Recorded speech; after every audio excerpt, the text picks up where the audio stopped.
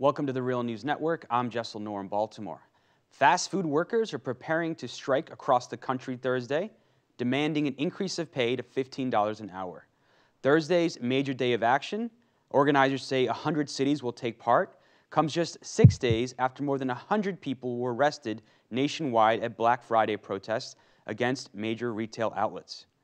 It's also important to note that while it's commonly believed that the vast majority of low-wage workers are teenagers, their average age is actually 35, more than a quarter have children, and more than a half work full-time. Those numbers courtesy of the Economic Policy Institute. Now joining us to give some context to these latest strikes is Leo Panitch. He's the Canada Research Chair in Comparative Political Economy and a distinguished research professor of political science at York University in Toronto, author of many books, including The Making of Global Capitalism, The Political Economy of American Empire. Thank you so much for joining us. Glad to be here. We wanted to give you a chance to kind of give some context to the increasing use of low-wage workers across America and other countries, and the protests against that trend. And a major driving force for these protests, and this has been used to kind of criticize them as well, are major unions like SEIU. But major unions weren't always interested in organizing these low-wage workers. What's brought about this change? Well, I think people are missing in all the attention that's being paid to the vastly growing inequality in the United States and other Western capitalist countries, that the fundamental reason for it is not some shift in taxes, but the fundamental reason for it has been the defeat of trade unionism in the United States and elsewhere, at least since the early 1980s. Insofar as there was a tendency to the equalization of incomes, and it by no means went all that far in the post-war period, it was because for a few decades after 1945, trade unions were strong vis-a-vis their employers. And that had to do with some legal rights they'd won. It also had to do with the wage militancy of those unions and their ability to coerce corporations to pay workers higher wages, better benefits, give them more secure employment. And the reason that CEOs didn't pay themselves the astronomical amounts they pay themselves today was precisely because of the bad example it set in terms of the next collective bargaining round. Now, what has happened everywhere, although especially in the United States, is that unions have been defeated. That was a concerted effort on the part of employers through the 1970s and 1980s. It was aided by the Federal Reserve's very high interest rate policy, which purposely drove up unemployment. And in driving up unemployment, it gave the unions a loss of nerve. And it was added to by the such actions by the Reagan administration as the ending of the PATCO strike, the strike of the air traffic controllers, and the imprisonment of their members. And this was a union that had voted Republican in 1980. It voted for Reagan in 1980. And it had to do with a shift of a good deal of industry to the American South, to those states where there were so-called right-to-work provisions, i.e. right to not belong to a union, right of employers to prevent you joining a union is what it really means.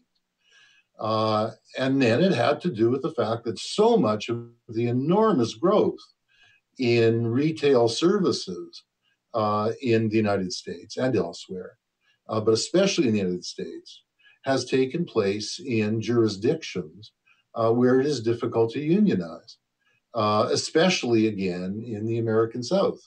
And that then has spread like wildfire around the country and capitalism more broadly. That's the fundamental reason for the growth in inequality. The tax system only tinkers with the incomes we get in the labor market. It can adjust those. It can make some slight, have some effect on them, whether taxation is more or less progressive. But the main fundamental reason has to do with the incomes that people get in the labor market. And what has happened increasingly is that even in those industries where there used to be well-paid workers, increasingly unions have been forced to engage in concession bargaining, and such new employees as are taken in at a half or 2/3 of the wages of those who have been employed there for a long time, with much worse benefits. Now, Leo, I wanted to just interrupt briefly Sure. and talk about the issue of these millions of low-wage workers that obviously are contributing to inequality in this country.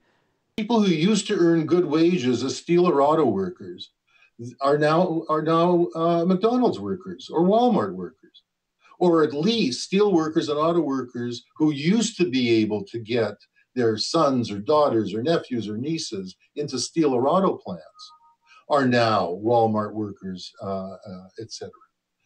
So, this isn't some other category. This isn't some group from Mars that suddenly has arrived with the label low paid workers on their forehead.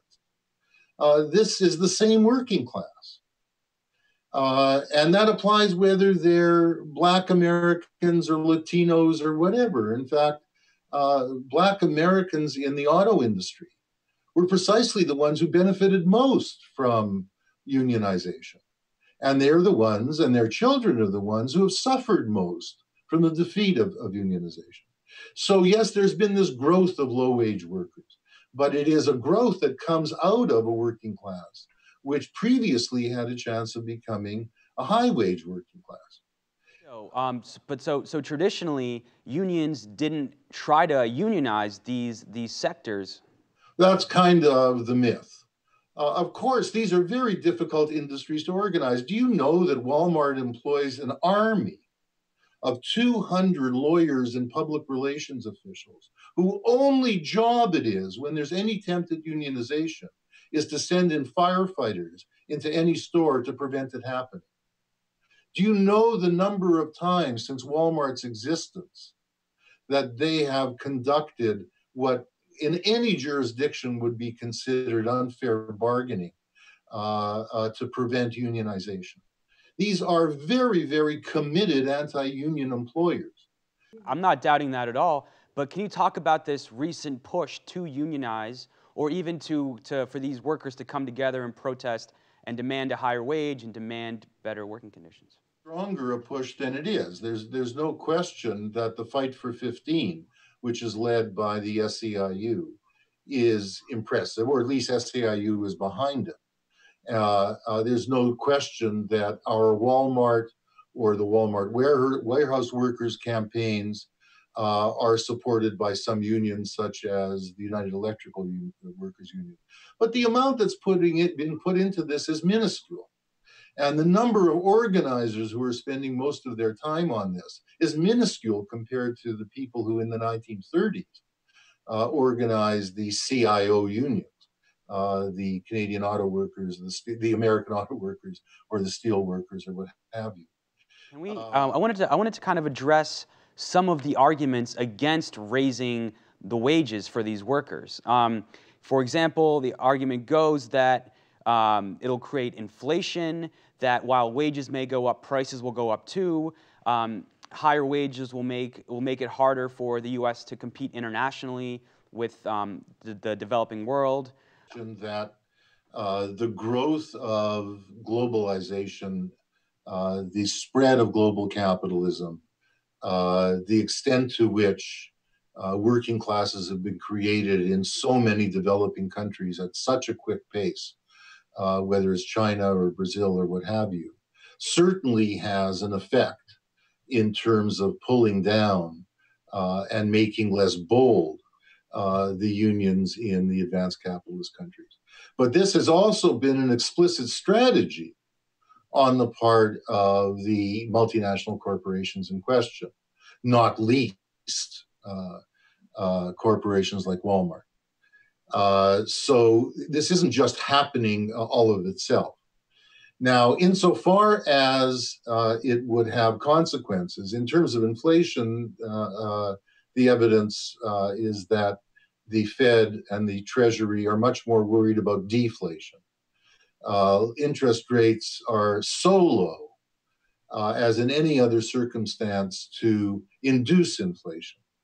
And the reason that the Fed is so confident that it can keep interest rates so low, and this is true not only in the United States, but elsewhere in Canada and Europe as well, is because precisely workers are so defeated, are so beaten down, unions are so incapable of getting wage increases for their members.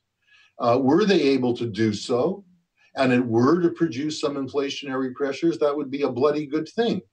In fact, the Fed is very worried that despite its very low interest rates, inflation is not getting anywhere near its target of 2% a year, which is considered healthy.